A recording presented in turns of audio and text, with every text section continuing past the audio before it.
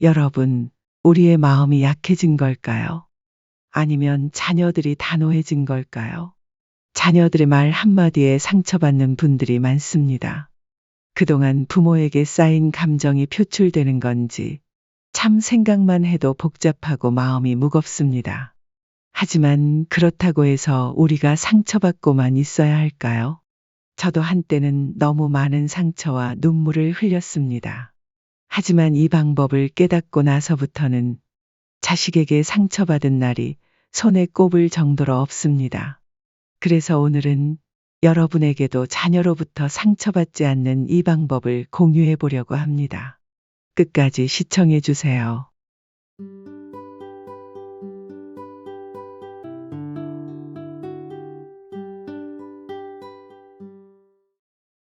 안녕하세요. 노후챙김입니다. 여러분, 부모 입장에서 자녀와의 관계는 본능적으로 자식을 향한 그리움과 사랑 때문에 낮은 자세를 유지하게끔 되어 있습니다. 따라서 우리는 자식과의 관계에서 주도적이지 않기 때문에 매번 상처를 받게 되죠. 하지만 지혜롭게 대처한다면 자녀와의 관계에서 상처받지 않고 사는 것은 불가능한 일이 아닙니다. 그러기 위해서 오늘 5가지 방법을 소개해 드리겠습니다. 이 방법을 통해 여러분도 더 건강하고 긍정적인 부모 자녀 관계를 만들어 가실 수 있을 것입니다. 첫째, 기대하지 마세요. 기대가 크면 실망도 큽니다. 자녀를 바라보는 우리의 눈에는 수많은 희망과 꿈이 담겨 있지만 그 모든 것이 자녀의 눈에도 똑같게 비친다는 보장은 없습니다. 우리가 그들에게 바라는 바를 그들이 모두 만족시키면서 부모 마음을 모두 이해하길 바라는 것은 무리입니다. 각자의 경험과 세대가 다르기에 서로를 완전히 이해하는 것은 어려운 일입니다. 이러한 차이를 인정하는 것에서부터 부모와 자녀 관계의 길이 열립니다. 세상이 참 많이 변했습니다. 사회적 변화로 인해 우리가 젊었을 때와는 완전히 다른 환경에서 자라난 세대가 바로 지금의 자녀 세대입니다. 자녀들도 요즘 세대만의 어려운 세상이 있습니다. 그저 이 어려운 세상을 잘 살아가는 것만으로도 충분히 효도하는 것입니다. 우리가 자식한테 정성을 다했던 건 부모의 도리를 했던 것뿐이니 받으려고 하지 말고 의존하지 말고 우리 자신 스스로 즐거움을 찾아야 합니다. 둘째, 다른 자녀와 비교하지 마세요. 우리가 흔히 보는 다른 가족들이 완벽하게 화목해 보일 수 있지만 그것은 전부가 아닙니다. 사람들은 대체로 좋았던 순간들만을 남들과 공유하려 하고 방송 프로그램을 통해 이런 모습만 접하게 되면 우리는 모든 가족이 항상 행복하고 문제가 없다고 잘못 생각할 수 있습니다. 하지만 실제로는 모든 가족에게는 자신만의 어려움과 도전이 있습니다. 우리가 보지 못하는 순간에도 각 가정은 서로 다른 고충을 겪고 있으며 이는 자연스러운 일입니다. 또한 다른 자녀와 비교를 너무 심하게 하면 그 화살은 반대로 저희에게 돌아오게 됩니다. 요즘은 넉넉한 부자도 아니면서 왜 나를 낳았나? 라는 못된 말을 하고 다니는 철없는 자녀들도 많다고 합니다.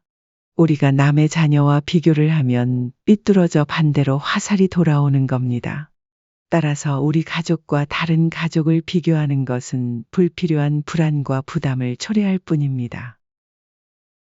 셋째, 키워주고 교육시켜줬으면 내 할 일 다 했다. 라는 마음가짐을 가지세요. 수십 년 밥 먹여 키워주고 힘들게 번 돈으로 교육시켜줬으면 그것만으로도 감사한 일입니다. 세월이 흘러도 부모 눈에는 자식이 어린 자식으로만 보인다고들 하죠. 그래서 우리는 아직도 자식들에게 뭐 해줄 게 없나 고민하고 걱정만 하죠. 하지만 이러한 마음을 자식이 얼마나 알아주겠습니까? 오히려 이러한 마음 때문에 자녀들이 내 속을 몰라준다고 상처를 받는 것입니다. 여러분, 우리 수십 년간 할 것 충분히 다 해줬습니다. 마음을 놓으세요. 자식들은 아직 젊은데 연로한 부모보다 얼마든지 고생하며 벌어도 괜찮습니다.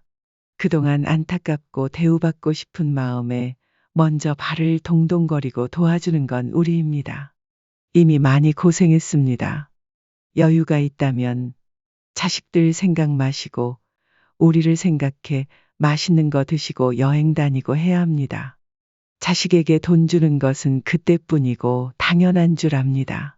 값지고 재미나게 사는 모습을 유산으로 남겨주는 게 우리가 해야 할 일입니다. 넷째, 자녀에게 위로받으려 하지 마세요. 부모로서 우리는 스스로의 감정을 관리하고 해결하는 능력을 갖춰야 합니다. 우리 자신의 감정을 자녀에게 의지하려 하면 자녀가 연락을 했을 때 부정적인 이야기만 나누게 됩니다. 이는 우리의 고민과 부담을 자녀에게 전가하는 것과 다름없으며 자녀의 마음에 무거운 짐을 갖게 할 수 있습니다. 이는 결국 자녀가 부담을 느끼게 됩니다. 자녀는 부모의 문제를 해결해주는 존재가 아닙니다. 자녀에게서 위로를 받으려는 것은 자녀를 힘들게 할 뿐입니다. 차라리 우리가 겪는 어려움은 비슷한 친구나 또는 전문가에게 받는 게 건강한 방식입니다. 자녀와의 관계는 우리의 부담을 덜어주는 역할을 하기보다는 긍정적인 에너지를 주고받는 관계여야 합니다. 마지막으로 5번째 방법은 제가 오랫동안 집필하고 있는 제 책의 한 구절을 읽어드리며 소개해드릴게요. 자, 시작합니다. 인류가 후손을 남기며 번영할 수 있었던 이유 중 가장 큰 하나는 부모는 자녀를 돌보지만 그 자녀는 본인을 돌보기 때문이다. 이러한 반복된 과정이 있었기 때문에 인류에게는 항상 미래가 주어져 왔던 것이다. 우리는 이러한 사실을 겸허히 인정해야 한다. 자식이라는 육신을 세상에 태어나게 하는 것은 부모의 역할이지만 그 육신에 깃든 영혼의 성장과 발전은 자식들 각자의 여정이다.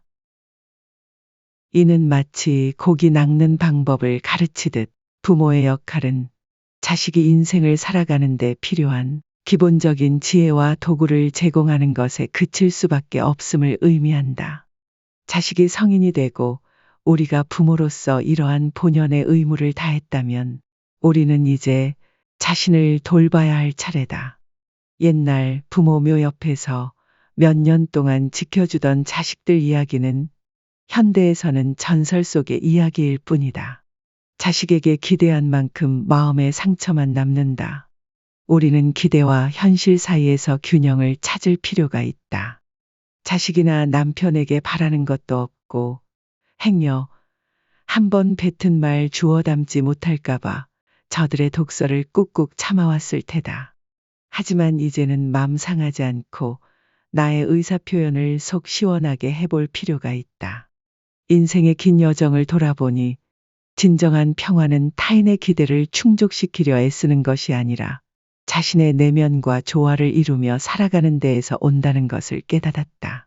우리 각자는 자신의 삶의 주인공이며 그 어떤 역할보다도 중요한 것은 자신에게 충실하는 것이다. 인생은 어차피 혼자 살아가는 것이고 처음부터 혼자라고 생각하면 마음이 편하다. 이제는 나의 길을 걷자. 여기까지 노후챙김이었습니다. 어떻게 들으셨나요? 여러분들에게 도움이 되셨길 바라봅니다. 댓글을 통해 본인의 생각과 이야기를 적어 저와 소통해 주세요. 구독과 좋아요는 제가 영상을 만드는 데 큰 도움이 됩니다. 감사합니다. 다음 시간에 또 봬요.